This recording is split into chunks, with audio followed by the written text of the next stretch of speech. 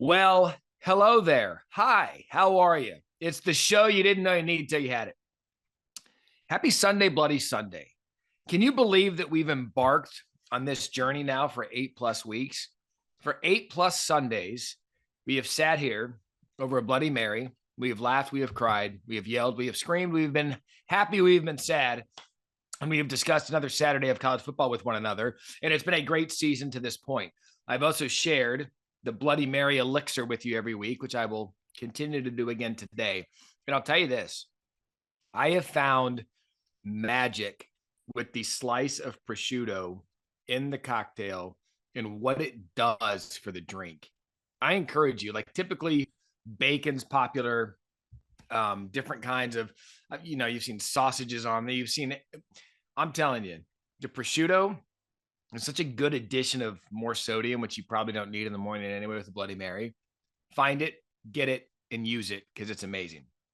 Also, with the pepperoncinis in there today, what I did was is I poured a little bit of the pepperoncini juice from the jar in the bloody to add a little bit of an extra kick. So cheers to those having a Bloody Mary with me on another edition of Sunday Bloody Sunday. We've got a good one planned for you today. I always start with kind of the feel-good story and firing a cheers. And that's where I'm going to start with Shane Beamer, South Carolina. Cheers. 4 consecutive wins, a win at home last night against Texas A&M. It is a really feel-good story in that Beamer is in year 2, trying to resuscitate a program that Steve Spurrier had at unprecedented heights from 2003 when he was building that thing, or rather 2005, 2006 when he was rebuilding that thing, all the way up to where they won 11 games, 3 consecutive years. It's just a good story to watch. And I think I wanted to start there because watching him get interviewed after games when his family runs up to him after the win and he just stops what he's doing and gives him a huge hug. And he's just so emotional after every win. I just think it's what makes college football so great. The raw emotion coming from a coach who's still young. He's got a young family. He didn't have any head coaching experience prior to this job. And then he goes into the SEC East. And they're quietly, I believe I said it on College Football Final, quietly have won 4 in a row. And they could be on pace to have a pretty good season based on a couple of factors. And I think we did the math on their schedule last night. You're looking at 7-5, potentially 8-4, maybe even 9-3. So cheers early on. I love watching the post-game interviews from Shane Beamer, and it's quietly a good story to watch. For the Texas A&M angle of it, if you want to hear what we think about Texas A&M, search for me and Paul Feinbaum in our Sunday recap right here on the ESPN College Football YouTube channel because we kind of get into what's going on there with Jimbo Fisher and Texas A&M. The first game that I want to touch on, noon window, ABC, Syracuse at Clemson. Syracuse, you may have known by the time they kicked off, it was covered extensively that they were 6-0 for the first time since 1987. Dino Babers had a really good thing going. Garrett Schrader at quarterback was playing well. Sean Tucker, the running back, was having a good season. Rondé Gadsden. They were kind of another feel-good story in that they'd been down the past couple of years. People's patience with Babers was running a little bit thin, but here he goes, starts the season 6-0 and has an opportunity to go to Clemson and get a leg up in the ACC. Not only did they have a leg up yesterday, they were winning at one point 21-7. And there was zero Clemson offense to speak of. And Schrader and that crowd and that group and the defense was playing so good on the road. And I'm looking around in studio and we're like, wait a second. Syracuse is up 21-7. They've got Clemson on the ropes. And the reason we thought that was because DJ Uiagalelei and the offense couldn't do anything. Will Shipley couldn't get going. DJU had 3 turnovers. He just wasn't good. By his own admission after the game, he wasn't good. And so Dabo Swinney, cheers to Dabo for a couple of reasons here. Part one for cheers to Dabo, he had to make a very tough decision in game. You've got a guy like DJU who is your franchise quarterback. He's going to lose you the game if you don't make a decision. So what does Dabo do? He makes the decision to turn to Cade Klubnik, who was the number 1 ranked dual threat quarterback in the country by a lot of recruiting services, true freshman, He chooses to give him the ball. Say, kid, this is yours. We're down. We're not playing well. It's your game. That's part one. Cheers to DJU, because when you saw the decision made, he didn't go pout. He didn't go to the sidelines. You know what he did? He went right up to Cade Klubnik, tapped him on the helmet, and said, go get him. That, to me, was the biggest indicator that this was going to be okay. And it shows me that Dabo's kind of built that culture at Clemson. He's been there long enough now. He's won national championships. But to have a guy as highly touted as DJU, go to another quarterback as highly as touted as Cade Klubnik, and go in there and support him as he goes in, not only does that give the team confidence, that gives the young quarterback confidence, like, hey, DJ's okay with this. I've got the support of everyone. I'm going to go in and do what I can do.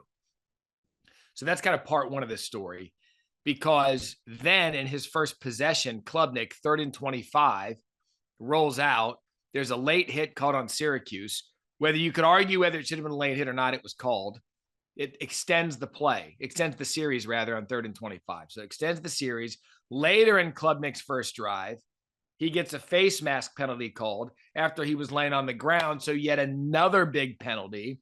Field flips at the change of quarter in the fourth quarter. Maffa takes the handoff. Clemson's in it first drive by Klubnik.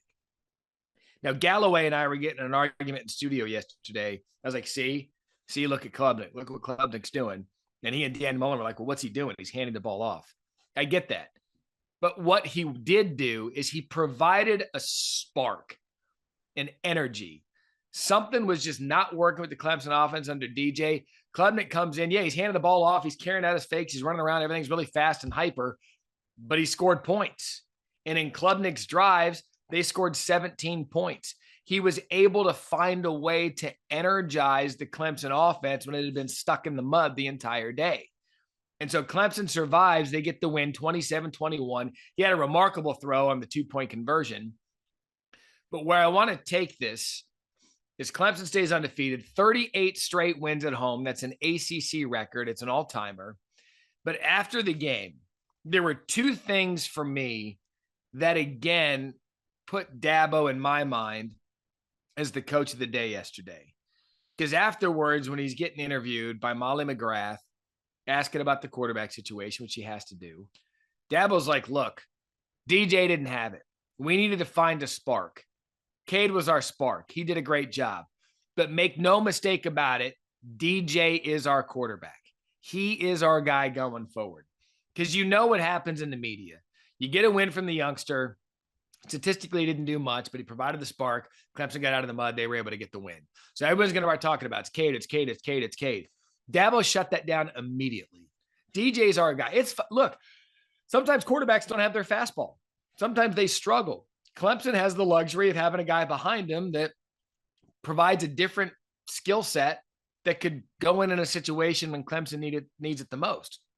And so another cheers to old Dabo, because what he did after that game, he silenced any potential distraction with the quarterback situation. DJ's our guy going forward. We needed to bring in a relief pitcher today because he didn't have it, and we're going to be fine. And nowadays in college football, when we try to find quarterback contract, who's going to be the guy? Is this going to be the guy? The transfer portal. I don't think there's going to be any of that in Clemson, because the head coach went out on national TV and squashed it. DJ was very graceful after the game. He's like, I didn't play well. I sucked. We needed to make a change, and we did. And so I thought all that did is it provided an inside look at how healthy that program is from top to bottom when you really think about what could have gone the other way if DJU goes to the sideline, throws his helmet, sits down and sulks. He did the opposite. He was cheering the touchdown. So that, to me, was one of the bigger storylines. I don't think it's going to get touched on nationally, because all the inner workings of what makes a successful program, you saw that yesterday with Clemson and their win. The other game I want to talk about, UCLA at Oregon, side of College Game Day. It was the first top 10 matchup in the Pac-12 since 2016. Here's what I'll tell you about this. I was stunned how UCLA was pushed around physically by Oregon. I thought going into the game that UCLA was probably or could be the most complete team in the Pac-12 physically, skill set with DTR, Zach Charbonnet. They just have a really good thing going with Chip Kelly. But when they went up to Autzen yesterday, it was 7-0. It was somewhere around there. UCLA ties it 10-10. It's a great play design. They do this swing out of the backfield. DTR hits the running back on a wheel route, and they tie the game at 10-10. Then Bo Nix comes back, throws a dart downfield. I mean, it was 47 yards, 48 yards of absolute perfection. Oregon takes the lead back 17-10. Then Dan Lanning, cheers to Dan Lanning for this call. He calls a surprise onside kick after taking a 17-10 lead. They get it. They score again. And in the matter of 10 minutes, it's 24-10. And then it was wheels off at that point for UCLA, and full systems go for Oregon. If you're not paying attention to Oregon, if you're not paying attention to them, I would suggest you do it now. I, along with some other people, perhaps a little bit guilty of after what happened against Georgia, and they just got absolutely embarrassed. We kind of wrote them off a little bit. And I was like, maybe Oregon needs you, or maybe Bo Nix hasn't changed. Bo had 5 touchdown passes yesterday. He is putting up some historic numbers at Oregon, the likes we haven't seen since, Marcus Mariota and Justin Herbert. Think about some of the quarterbacks that have been in Auburn. If you're not paying attention to Oregon, start. Because now the schedule, I'm going to pull up their schedule for you guys because I want to break this down with you. They're in the driver's seat in the Pac-12. Remember, Pac-12 got rid of division, so it's a round robin like the Big 12, top to bottom. Here we go. They've got Cal Saturday, looks good, win. Oregon, November 5th, looks good, win. Washington, win. The last tough game on their regular season schedule prior to the Pac-12 championship, Utah, but they get Utah at home on November 9th. So think about where they are this season. And when you look at the schedule ahead, I really wish we could just have a live cam on us in studio and some of the things that we talk about throughout our 16-hour day. Yesterday, it was me, Joey, Dan Mullen, and we kind of broke down what was going to happen in the season based on what's still out there. If you look at where college football is now, I know there's some stuff last week they were talking about. Could there be potentially 3 SEC teams in the college football playoff? A little bit of that got handled yesterday with Ole Miss losing. So they've lost their house money, one more loss, and they're out of the conversation. So let's just take a look at this for Oregon and what it means, because I know a lot of people probably weren't thinking Oregon has deserved a shot at the playoff. Alabama and Ole Miss play. Loser of that game is out of the discussion. We'll give Alabama the win. They go to the SEC championship. Tennessee and Georgia, both undefeated. They play in 2 weeks. Loser of that game only has 1 loss. Winner of that game likely goes to the SEC championship. Point I'm getting at is there are undefeated teams that are above Oregon still to play in college football. Same holds for Michigan and Ohio State. If Oregon keeps winning and they win a conference championship with the 1 loss, with everything that's in front of other teams yet to play, Oregon could go from probably the most embarrassing loss in a marquee game to start the season to potentially having a college football playoff season. That's how good it's been since week 1 for Dan Lanning and Bo Nix. Kenny Dillingham, one of the great young offensive coordinators in the country. Keep an eye on the Ducks.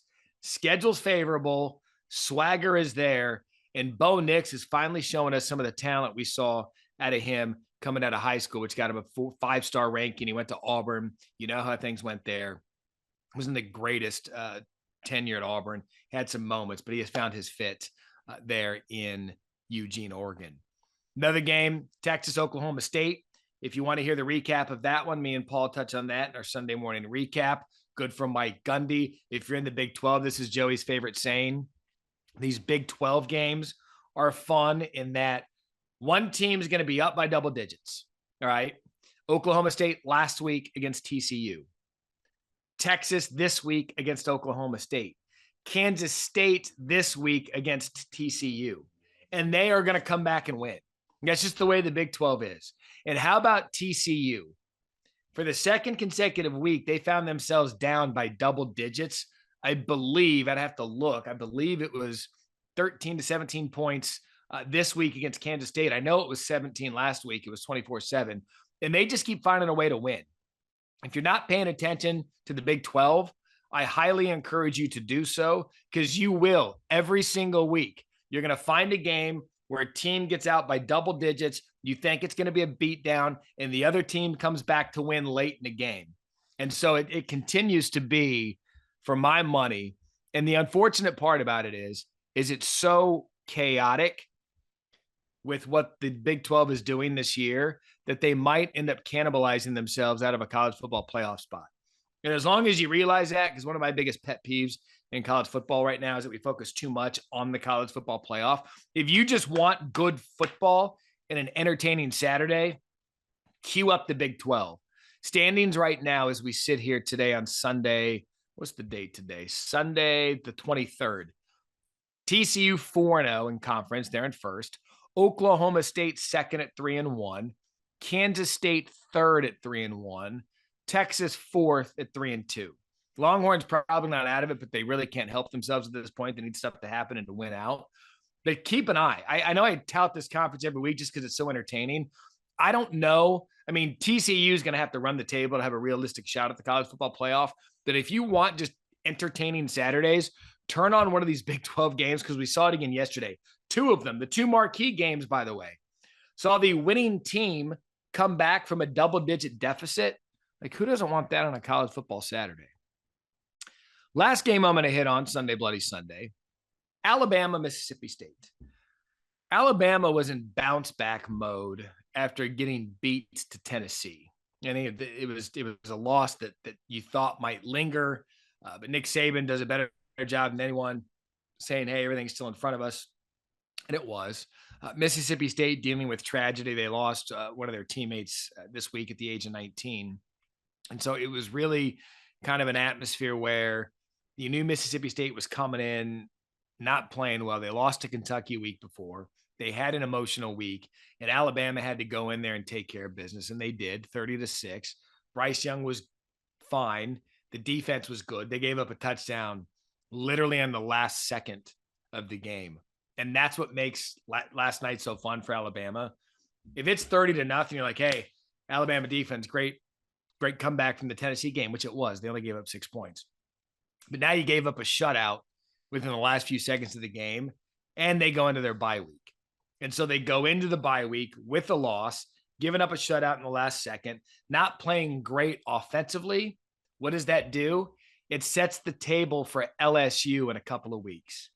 And everybody, and I'm going to use this cliche a million times.